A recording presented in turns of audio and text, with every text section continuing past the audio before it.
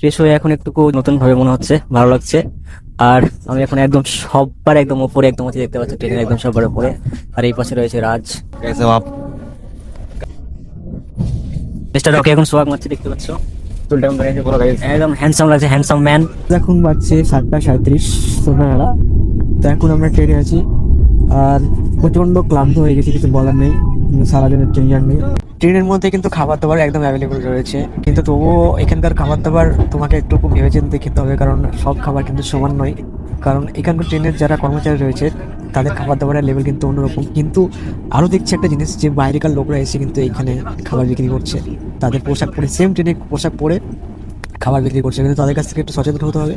আর আমরা খাবার অর্ডার দিলাম, এখানকার একজন এসেছিলেন মানে ট্রেনেরই কর্মচারী, তেনাকে বললাম যে অর্ডার দিতে রুটি আন্ডা কারি সঙ্গে চাল এক্সেট্রা। তো এখন দেখা যাক কখন আসছে, তারা টাইম দিয়েছে 8:30 সময় আসবে খাবার দাবার। তো 8:30 সময় এলে আমরা খাওয়া দাওয়া করবো। এখন বাজছে 8:22 আর এখনো কিন্তু খাবার আসেনি। আর দেখতে পাচ্ছি যে খাবার নিয়ে যাচ্ছে, এটা কি আমাদের খাবার আমি জানি না, যদিও দেখা যাক। এটা মনে হয় আমাদের খাবার চলে এসছে।